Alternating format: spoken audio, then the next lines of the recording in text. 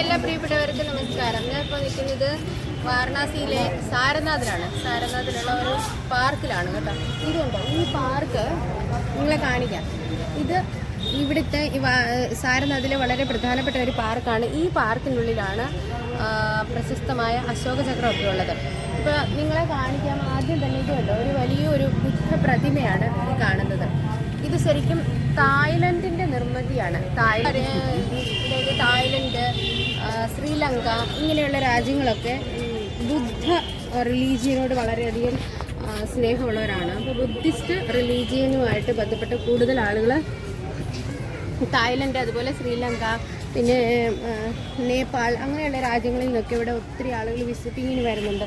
അതുപോലെ തന്നെ തായ്ലൻഡിൻ്റെതായ മന്ദിരങ്ങൾ. അപ്പോൾ ഓരോ രാജ്യങ്ങൾക്കും അവരവരുടേതായ, തായ്ലൻഡിൻ്റെ ഉണ്ട്, അതുപോലെ ശ്രീലങ്കയുടെ ഉണ്ട്, നേപ്പാളിൻ്റെ ഉണ്ട്. അങ്ങനെ ഓരോ പ്രത്യേകം അവരുടെ രാജ്യത്തിൻ്റെ അതേ ഒരു വാസ്തുകലയിൽ നിർമ്മിക്കപ്പെട്ട ക്ഷേത്രങ്ങളുണ്ട് ഈ പാർക്കിനുള്ളിൽ തന്നെ. അപ്പോൾ ഈ കാണുന്ന ബുദ്ധ പ്രതിമയ്ക്ക് ഏകദേശം 86 അടി ഉയരമാണുള്ളത്. 86 ഫീറ്റ്.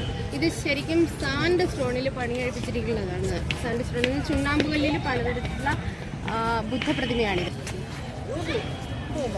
നല്ല ഭംഗിയായിട്ട് ഇവിടെ ഈ പാർക്ക് സെറ്റ് ചെയ്തിട്ടുണ്ട്. ഇതുണ്ട്, ഒരു ചെറിയൊരു കുളമാണ് ഇതിനകത്ത് വെള്ളം പോകാൻ. അപ്പോൾ ഇതിനകത്ത് തന്നെ പലതരത്തിലുള്ള ആമ്പലുകളൊക്കെ ആയിട്ട് ഉണ്ട്. റോസ് കളർ, പിങ്ക് കളറിൽ, അതുപോലെ തന്നെ യെല്ലോ കളറിലൊക്കെ ആമ്പലൊക്കെ നിൽക്കുന്നുണ്ട് ഇതിനകത്ത്.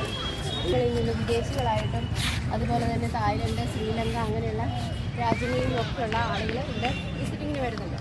ഇതുണ്ട്, ഇതാണ് ശരിക്കും അശോക ചക്രത്തിൻ്റെ ഈ വീല് കേട്ടോ. ഇതിൻ്റെ തൊട്ടപ്പുറത്ത് തന്നെയുണ്ട് അശോക ചക്രം, അത് കാണിക്കാം കേട്ടോ. അശോക സ്തംഭം. അപ്പോൾ ഇതാണ് അശോക ചക്രം എന്നറിയപ്പെടുന്നത്. ഇത് കണ്ടോ, നേരത്തെ ഈ ബുദ്ധപ്രതിമ ഇല്ലായിരുന്നു കേട്ടോ. ഈ ബുദ്ധപ്രതിമ ഈ കഴിഞ്ഞ നാളുകളിൽ പണിതിരിക്കുന്നതാണ് ഈ ചെറുത്. നേരത്തെ ഈ അശോക ചക്രമാണിത്.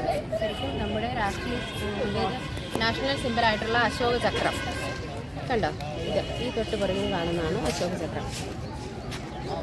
അപ്പോൾ ഈ അശോക ചക്രം അല്ലെങ്കിൽ നമ്മൾ പഠിക്കുന്ന അശോക സ്തംഭവും അശോക ചക്രവും ഒക്കെ എടുത്തിട്ടുള്ളത് ഈ സാരനാഥിൽ നിന്നാണ് നമ്മൾ പഠിക്കുന്നത്. അപ്പോൾ ആ ഇതുണ്ട്, ഇതാണ് നമ്മൾ പഠിക്കുന്ന അശോക സ്തംഭം. അതായത് നമ്മുടെ രാജ്യത്തിൻ്റെ നാഷണൽ സിംബലായിട്ടുള്ള അശോക സ്തംഭമാണ് കാണുന്നത്.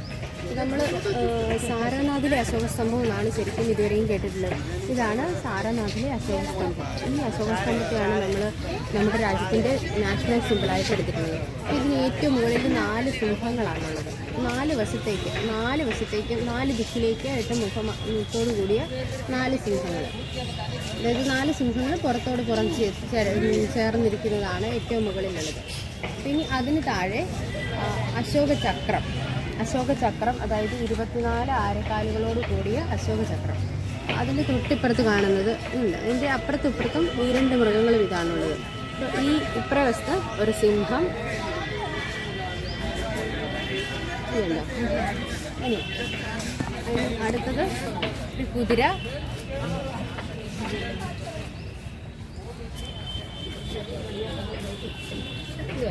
ഒരു കാള, ഇനി അടുത്തത് ലാസ്റ്റ് ഒരു ആന. ഇങ്ങനെ 4 മൃഗങ്ങളാണ് ഉള്ളത്. ഈ 4 മൃഗങ്ങളും അതിന് താഴെയായിട്ട് ഈ താമര രൂപത്തിൽ കമഴ്ത്തി വെച്ചിരിക്കുന്ന താമരയുടെ മുകളിലായിട്ടാണ് ഈ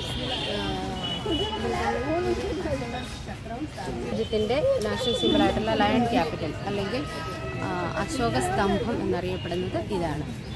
ഇതുണ്ട്, ഇവിടെ ഒരുപാട് ആളുകൾ, അതായത് എപ്പോഴും ഇവിടെ വിസിറ്റേഴ്സ് ഉണ്ട്. ഒത്തിരി ആളുകൾ വന്നു പോകുന്ന ഒരു സ്ഥലമാണിത്. ഏറ്റവും കൂടുതലായിട്ട് ബുദ്ധിമുട്ടുള്ളവരാണ് ഇവിടെ സന്ദർശിക്കുന്നത്. ഇപ്പോൾ തായ്ലാൻഡ്, അതുപോലെ നേപ്പാൾ, ശ്രീലങ്ക, പിന്നെ നമ്മുടെ കേരളത്തിൽ പോലും ആളുകൾ ഇവിടെ നമുക്ക് കണ്ടുമുട്ടാൻ സാധിക്കും. പല ഭാഷയിലും പല സംസ്കാരം, അതോടൊപ്പം വിദേശികളുമുണ്ട്. ഇതുപോലെ വിദേശികളും സന്ദർശിക്കുന്ന ഒരു സ്ഥലമാണിത് ഈ സാരനാഥ്. ഇത് നിങ്ങൾക്ക് കാണാൻ പറ്റുന്നത് കണ്ടില്ലേ എത്ര ആളുകളാണെന്ന്. ഇവിടെ എപ്പോഴും ആളുകളുണ്ട്.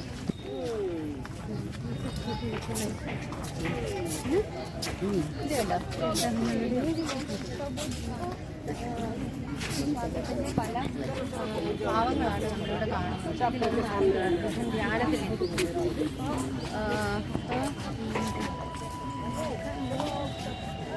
ഒറ്റ വിഗ്രഹമായിട്ട് പണിതിരിക്കുന്നതാണ്. 86 അടി ഉയരമാണ് ഈ പ്രതിമയ്ക്കുള്ളത്. ഇവിടെ തന്നെ വേറൊരു സ്ഥാപനമുണ്ട്. തൻ്റെ പ്രതിമ ഗോൾഡൻ കളറിലൊക്കെ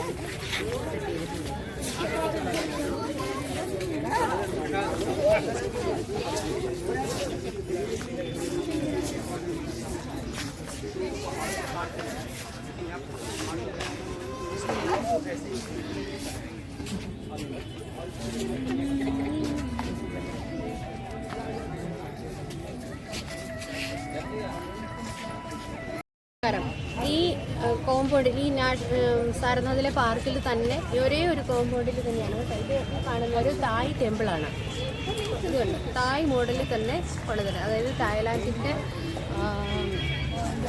പണിത ടെമ്പിളാണിത്. അപ്പോൾ നിങ്ങൾക്ക് ഇതിൻ്റെ അകം നിങ്ങളെ കാണിക്കാൻ പറ്റും.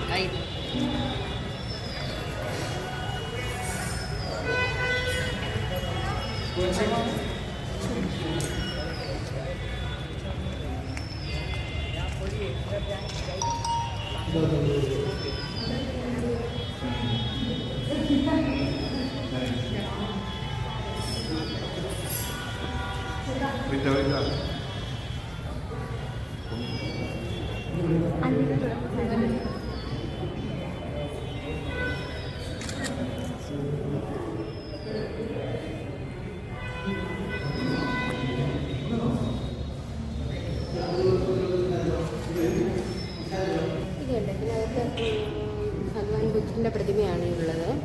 ഗോൾഡൻ കളറിൽ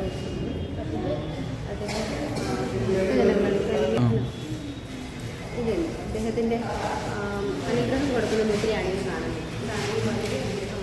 ഇതാണ് ഈ ഭഗവാൻ അനുഗ്രഹം കൊടുക്കുന്നത്. പല രൂപത്തിലുള്ള പ്രതിമകൾ ഇവിടെയുണ്ട്. ഇതുണ്ട് ഇത് ധ്യാനത്തിലിരിക്കുന്നത്. അതുപോലെ ജനങ്ങളോട് ഉണ്ട്. ഇവിടെ ഒരുപാട് ആളുകൾ വരുന്നുണ്ട്. ഇവിടെ വന്ന് പ്രാർത്ഥിച്ചിട്ട് പോകാനായിട്ടായിട്ട് അദ്ദേഹത്തിൻ്റെ അനുഗ്രഹം, അതായത് ബുദ്ധൻ്റെ അനുഗ്രഹം വാങ്ങിക്കാനുള്ളതുപോലെ വരുന്ന ഒരുപാട് ആളുകളുണ്ട്. എപ്പോഴും ആളുകൾ വരുന്നുണ്ട്. ഇപ്പം തായ് മോഡലിൽ പണിതിരിക്കുന്നതാണ്.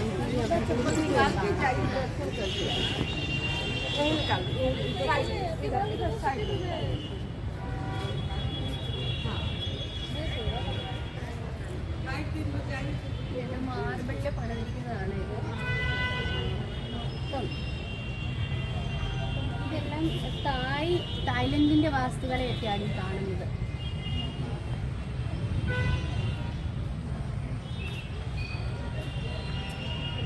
ഇത് കണ്ടോ, ഇവിടുത്തെ ഈ ചുറ്റമ്പലം പോലെ പണിതിട്ടുള്ളതും അതുപോലെ ഈ കാണുന്നതും ഇതെല്ലാം തായ്ലൻഡിൻ്റെ സ്റ്റൈലിലാണ് പണിതിരിക്കുന്നത്.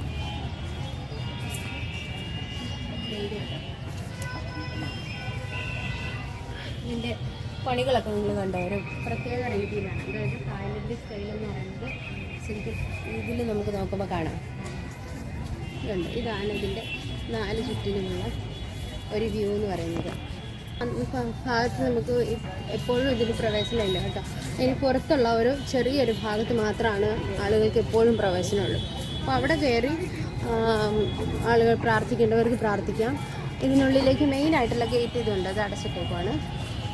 അതിന് പ്രത്യേക സമയങ്ങളിൽ മാത്രമായിരിക്കും അതിൽ പൂജ, അതുപോലെ അത് ഓപ്പണായിട്ട് ഉണ്ടാവുള്ളൂ. ഇതുണ്ട്, എന്തോ ഒരു ആൾക്കാർ എത്ര തിരക്കാണെന്ന് ഇവിടെ.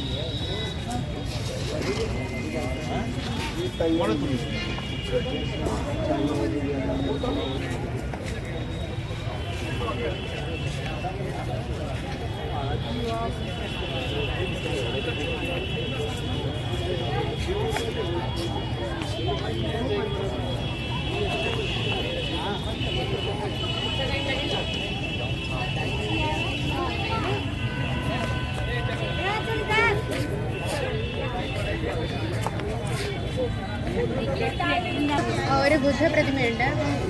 ധ്യാനത്തിലിരിക്കുന്ന ബുദ്ധൻ്റെ. അപ്പോൾ ബുദ്ധൻ്റെ ശ്രീബുദ്ധൻ്റെ ഏറ്റവും വലിയ പ്രത്യേകത എന്ന് പറഞ്ഞാൽ ധ്യാനത്തിലിരിക്കുന്നു എന്നുള്ളതാണ്. അപ്പം ഇവിടെ ആ തരത്തിലുള്ള പ്രതിമകളാണ് കൂടുതലുള്ളത്. ഇവിടെ എല്ലാം എഴുതിയിട്ടുണ്ട്. ഇതുണ്ട് അദ്ദേഹത്തിൻ്റെ മന്ത്രമായിട്ടുള്ള ബുദ്ധം ശരണം ഗച്ഛാമി, സംഘം ശരണം ഗച്ഛാമി, ധർമ്മം ശരണം ഗച്ഛാമി എന്നൊക്കെ ഇതാണ്.